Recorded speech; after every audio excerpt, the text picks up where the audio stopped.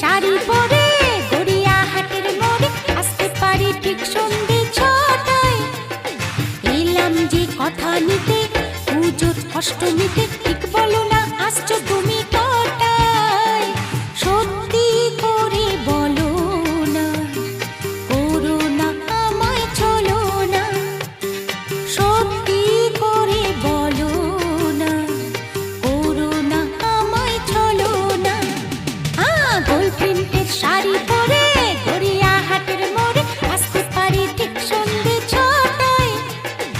এলাম যে কথা নিতে পুজোর অষ্টমীতে,